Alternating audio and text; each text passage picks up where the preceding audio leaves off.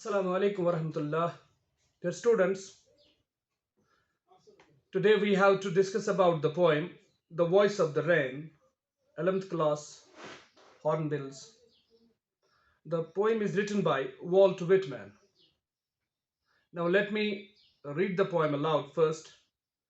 And who art thou, said I to the soft falling shower, which strange to tell gave me an answer as here translated.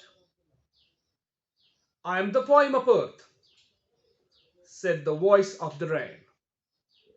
Eternal I rise, impalpable out of the land and the bottomless sea. Upward to the heaven, whence vaguely formed, altogether changed and yet the same. I descend to leave the draughts, atomies, dusty layers of the globe, and all that in them without me were seeds only, latent unborn. And forever by day and night I give back life to my own origin, and make pure beautify it, and make pure and beautify it, for song issuing from its birthplace after fulfillment wandering, reckoned, unreckoned, duly with the love returns. प्यारे बच्चों, ये poem है the voice of the rain, इसे लिखा है Walt Whitman ने। Walt Whitman एक American poet है। वो एक एसेइस्ट भी है और एक जर्नलिस्ट भी है। उन्होंने ये पोएम लिखी है। इस पोएम में मुख्तलिफ किस्म के पोइटिक डिवाइसेस यूज की गई हैं। नंबर 1, लाइन नंबर 3 में इसने पर्सोनिफिकेशन यूज की है। I am the poem of the earth, personification है या ये मेटाफर है। यहां पे I am the poem of the अर्थ। एक जगह पे हाइपरबोल है, एग्जैजरेशन है, जहां पे इसने वर्ड यूज किया है बॉटमलेस सी।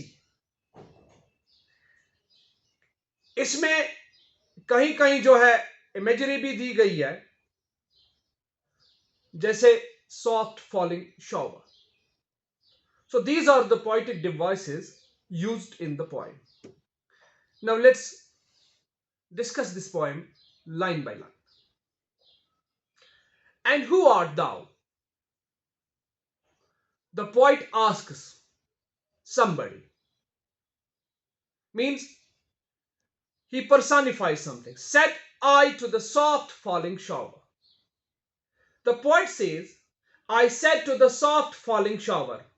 मैंने पूछा एक गिरती हुई बूंदाबांदी से। Means here is the personification. Personification means when you attribute a characteristics to a non-living or a non-human thing. जैसे किसी चीज का सुनना, बात को समझना, ये एक ह्यूमन कैरेक्टर है और यही कैरेक्टर एट्रीब्यूट करता है पोइट इस वक्त रेन के साथ। Who art thou? Art means are, thou means you, तुम कौन हो? Who are you? Said I to the soft falling shower. ये मैंने पूछा इस हल्की गिरती हुई बारिश से, बूंदाबांदी से। Which strained to tell gave me an answer. अजीब चीज है कि उसने मुझे जवाब दिया। मैंने बारिश से पूछा लेकिन बारिश ने जवाब दिया। And here translated. अब जो उसने जवाब दिया वो पोइट ने समझा। अब पोइट जो है उसी चीज को ट्रांसलेट करता है यहां पे। What is that? I am the poem of the earth. It is metaphor used.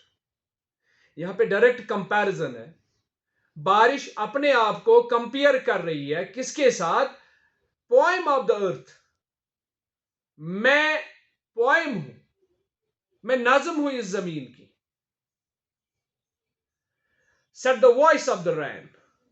इस रैन की आवाज ने कहा, eternal I rise, eternal I rise, मैं उठता हूं, इटर्नल, हमेशा, ना खत्म होने वाली चीज, हमेशा रहने वाली चीज।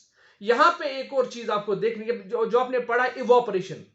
यहां दरअसल इस पोएम में इवोपरेशन, जो आपने पढ़ा है पिछले क्लासों में, इवोपरेशन, कंडेंसेशन, वही बयान जो है, वही चीजें इसने, एक तो एक साइंटिफिक तरीका है, वाटर साइकिल है जिसको हम कहते हैं, जिसमें पहले इवोपरेशन होती, उसके बाद कंडेंसेशन होती। उसी चीज को शायर ने यहां पे बड़ी खूबसूरती के साथ बयान किया है। Eternal rise, impalpable, out of the land and the bottomless sea. Eternal, हमेशा, मैं राइज करता हूं, उठता हूं, from the bottomless C.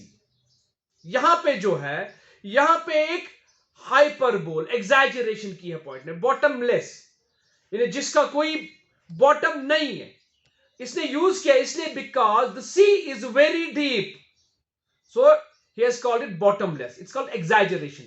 Point ने ये किया है यहां पे. Eternal rise, impalpable. मैं उठता हूं, impalpable, untouched. Nobody can touch me. You can feel but can't touch. Out of the land and the bottomless sea. जमीन से और गहरे समंदर से मैं उठता हूं. Upward to heaven. कहां? ऊंचा. To the heaven, आसमान की तरफ. जब आप evaporation की बात करते हैं, when water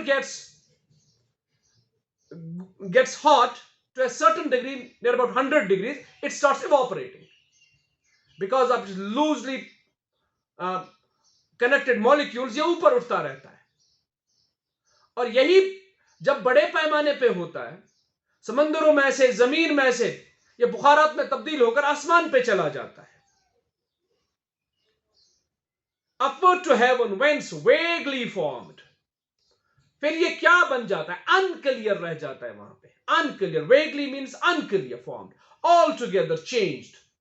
जमीन पे आप इसको एक हैसियत में देखते हैं, पानी में फिर बुखारा तो दिखते नहीं, लेकिन जैसे ही ये ऊपर जाता है, वहां पे ड्यू टू कोल्डनेस, ठंडी की वजह से, it starts coming down there, और ये एक जगह, खास जगह तक पहुंच जाता है जहां इसकी दूसरी प्रोसेस, दैट्स कॉल्ड कंडेंसेशन, वो शुरू हो जाती है. तो वहां पे ऑल टुगेदर चेंज. अब जमीन पे इसकी जो शक्ल है, वो आसमान पे या वो खिला में उसे नहीं रहती है. एंड येट द सेम, इसका फिजिकल कंपोजिशन चेंज होता है, नॉट द केमिकल कंपोजिशन. ये येट द सेम, ये वही रहता है, इसमें ये वही पानी है, लेकिन इसने फॉर्म चेंज की है. आई डिसेंड टू लेव द ड्रॉट्स.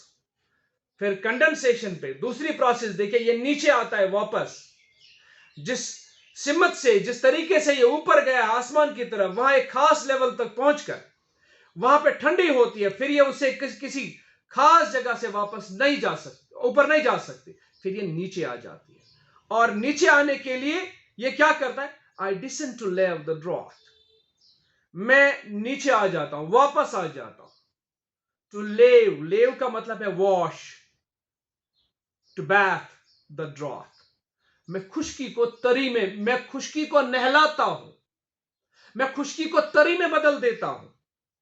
एटॉमीज, छोटे छोटे पार्टिकल्स को, छोटे छोटे बीजों को, dust layers of the globe, मैं जमीन की बहुत सारी गर्द की जमी हुई तहों को धो देता हूं. And all that in them without me were seeds only, latent, unborn.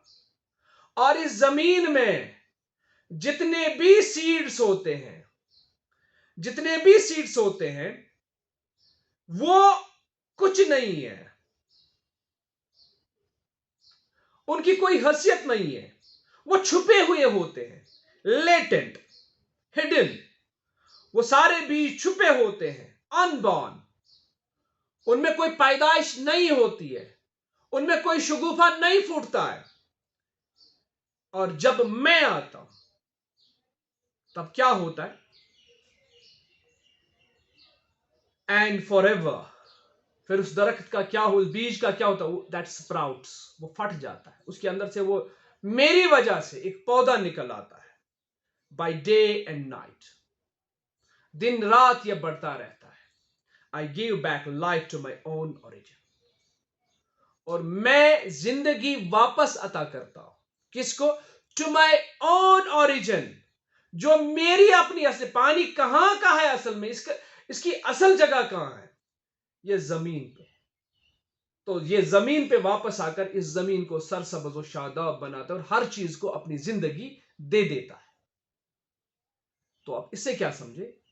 यहां पे पोएट ने वाटर साइकिल जो है बड़ी खूबसूरती के साथ बयान किया है कि कैसे एक वाटर जो है पहले एक प्रोसेस दैट्स कॉल्ड इवोपरेशन से गुजर जाता है, और फिर ऊपर पहुंचकर जहां इसको ठंडा मौसम मिलता है, ठंडी जगह मिलती है, ये उससे ऊपर नहीं जाता है। फिर एक और प्रोसेस स्टार्ट होती है, दैट्स कंडेंसेशन, यानी ये जमीन से, जिस समंदर से ये निकला है, वापस उसी जमीन पे पहुंच जाता है और उसको सरसब्ज और शादाब करता है। Now there is one more thing, that's comparison in the point. वो क्या है? And make pure and beautify it. ये क्या करता है इस जमीन को? It makes it pure and beautify. Beautify means to make something beautiful, इसको खूबसूरत बना देता है। और ब्रैकेट्स में यहां पे एक चीज है, for song issuing from its birth place. इसी तरह ये जो शायरी है, ये पोएम है, ये क्या करते हैं?